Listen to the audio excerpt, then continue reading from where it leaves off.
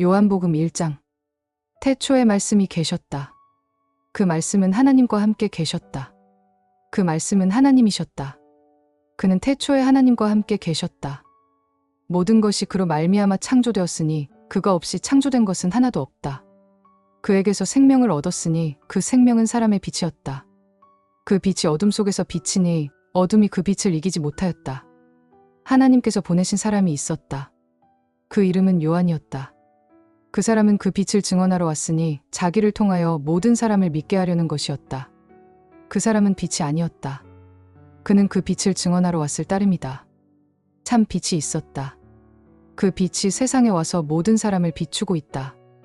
그는 세상에 계셨다. 세상이 그로 말미암아 생겨났는데도 세상은 그를 알아보지 못하였다. 그가 자기 땅에 오셨으나 그의 백성은 그를 맞아들이지 않았다. 그러나 그를 맞아들인 사람들, 곧 그 이름을 믿는 사람들에게는 하나님의 자녀가 되는 특권을 주셨다. 이들은 혈통에서나 육정에서나 사람의 뜻에서 나지 아니하고 하나님에게서 났다. 그 말씀은 육신이 되어 우리 가운데 사셨다. 우리는 그의 영광을 보았다. 그것은 아버지께서 주신 외아들의 영광이었다. 그는 은혜와 진리가 충만하였다. 우리는 모두 그의 충만함에서 선물을 받되 은혜에 은혜를 더하여 받았다. 율법은 모세를 통하여 받았고 은혜와 진리는 예수 그리스도로 말미암아 생겨났다. 일찍이 하나님을 본 사람은 아무도 없다. 아버지의 품속에 계신 외아들이신 하나님께서 하나님을 알려주셨다. 유대 사람들이 예루살렘에서 제사장들과 레위 지파 사람들을 요한에게 보내어서 당신은 누구요? 하고 물어보게 하였다. 그는 거절하지 않고 고백하였다. 나는 그리스도가 아니오. 그들이 다시 물었다. 그러면 당신은 누구란 말이오? 엘리야요? 요한은 아니오 하고 대답하였다. 당신은 그 예언자요? 하고 묻자 아니오 하고 대답하였다. 그래서 그들이 말하였다. 그러면 당신은 누구란 말이오? 우리를 보낸 사람들에게 대답할 말을 좀 해주시오. 당신은 자신을 무엇이라고 말하시오? 요한이 대답하였다. 예언자 이사야가 말한 대로 나는 광야에서 외치는 이의 소리요. 너희는 주님의 길을 곧게 하여라 하고 말이오. 그들이 또 요한에게 물었다. 당신이 그리스도도 아니고 엘리야도 아니고 그 예언자도 아니면 어찌하여 세례를 주시오? 요한이 대답하였다. 나는 물로 세례를 주오.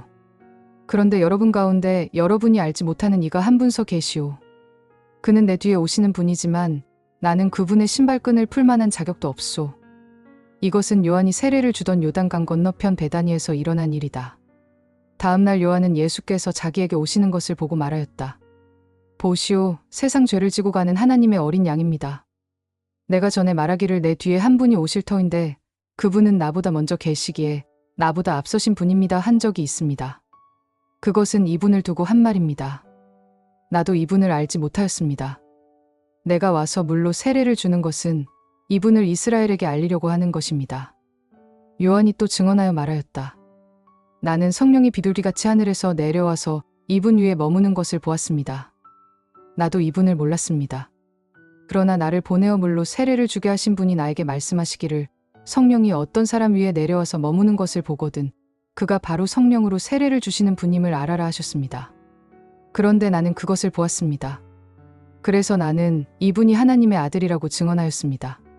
다음 날 요한이 다시 자기 제자 두 사람과 같이 서 있다가 예수께서 지나가시는 것을 보고서 보아라, 하나님의 어린 양이다 하고 말하였다. 그 두 제자는 요한이 하는 말을 듣고 예수를 따라갔다.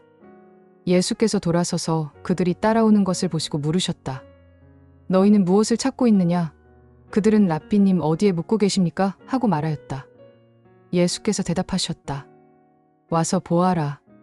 그들이 따라가서 예수께서 묵고 계시는 곳을 보고 그날을 그와 함께 지냈다. 때는 오후 4시쯤이었다. 요한의 말을 듣고 예수를 따라간 두 사람 가운데 한 사람은 시몬 베드로와 형제간인 안드레였다. 이 사람은 먼저 자기 형 시몬을 만나서 말하였다. 우리가 메시아를 만났소. 그런 다음에 시몬을 예수께로 데리고 왔다. 예수께서 그를 보시고 말씀하셨다. 너는 요한의 아들 시몬이로구나. 앞으로는 너를 게바라고 부르겠다. 다음 날 예수께서 갈릴리로 떠나려고 하셨다. 그때에 빌립을 만나서 말씀하셨다. 나를 따라오너라. 빌립은 벳세다 출신으로 안드레와 베드로와 한 고향 사람이었다. 빌립이 나다나엘을 만나서 말하였다. 모세가 율법책에 기록하였고 또 예언자들이 기록한 그분을 우리가 만났습니다. 그분은 나사렛 출신으로 요셉의 아들 예수입니다. 나다나엘이 말하였다. 나사렛에서 무슨 선한 것이 나올 수 있겠소? 빌립이 와서 보시오 하였다. 예수께서 나다나엘이 자기에게로 오는 것을 보시고 그를 두고 말씀하셨다. 보아라, 저 사람이야말로 참으로 이스라엘 사람이다. 그에게는 거짓이 없다. 나다나엘이 물었다. 어떻게 나를 아십니까? 예수께서 대답하셨다. 빌립이 너를 부르기 전에 내가 무화과나무 아래에 있는 것을 내가 보았다. 나다나엘이 말하였다. 선생님은 하나님의 아들이시오 이스라엘의 왕이십니다. 예수께서 말씀하셨다. 내가 무화과나무 아래에 있을 때에 내가 너를 보았다고 해서 믿느냐? 이것보다 더 큰 일을 내가 볼 것이다. 내가 진정으로 너희에게 말한다. 너희는 하늘이 열리고 하나님의 천사들이 인자 위에 오르락내리락 하는 것을 보게 될 것이다. 요한복음 2장. 사흘째 되는 날에 갈릴리 가나에 혼인 잔치가 있었다. 예수의 어머니가 거기에 계셨고 예수와 그의 제자들도 그 잔치에 초대를 받았다. 그런데 포도주가 떨어지니 예수의 어머니가 예수에게 포도주가 떨어졌다 하였다. 예수께서 어머니에게 말씀하셨다. 여자여, 그것이 나와 당신에게 무슨 상관이 있습니까? 아직도 내 때가 오지 않았습니다. 그 어머니가 일꾼들에게 무엇이든지 그가 시키는 대로 하세요 하였다. 유대 사람의 정결 예법을 따라 거기에는 돌로 만든 물항아리 6이 놓여 있었는데 그것은 물두세 동이들이 항아리였다. 예수께서 일꾼들에게 이 항아리에 물을 채워라 하시니 그들은 항아리마다 물을 가득 채웠다. 이제는 떠서 잔치를 맡은 이에게 가져다 주어라 하시니 그들이 그대로 하였다. 잔치를 맡은 이는 포도주로 변한 물을 맛보고 그것이 어디에서 났는지 알지 못하였으나 물을 떠온 일꾼들은 알았다. 그래서 잔치를 맡은 이는 신랑을 불러서 말하였다. 누구든지 먼저 좋은 포도주를 내놓고 손님들이 취한 뒤에 덜 좋은 것을 내놓는데 그대는 이렇게 좋은 포도주를 지금까지 남겨두었구려. 예수께서 이 첫 번 표징을 갈릴리 가나에서 행하여 자기의 영광을 드러내시니 그의 제자들이 그를 믿게 되었다. 이 일이 있은 뒤에 예수께서는 그의 어머니와 형제들과 제자들과 함께 가버나움에 내려가셔서 거기에 며칠 동안 머물러 계셨다. 유대 사람의 유월절이 가까워져서 예수께서 예루살렘으로 올라가셨다. 그는 성전뜰에서 소와 양과 비둘기를 파는 사람들과 돈 바꾸어 주는 사람들이 앉아 있는 것을 보시고 노끈으로 채찍을 만들어 양과 소와 함께 그들을 모두 성전에서 내쫓으시고 돈 바꾸어 주는 사람들의 돈을 쏟아버리시고 상을 둘러 엎으셨다. 비둘기 파는 사람들에게는 이것을 걷어치워라. 내 아버지의 집을 장사하는 집으로 만들지 말아라 하고 말씀하셨다. 제자들은 주님의 집을 생각하는 열정이 나를 삼킬 것이다 하고 기록한 성경 말씀을 기억하였다. 유대 사람들이 예수께 물었다. 당신이 이런 일을 하다니 무슨 표징을 우리에게 보여주겠소? 예수께서 그들에게 말씀하셨다. 이 성전을 허물어라. 그러면 내가 사흘 만에 다시 세우겠다.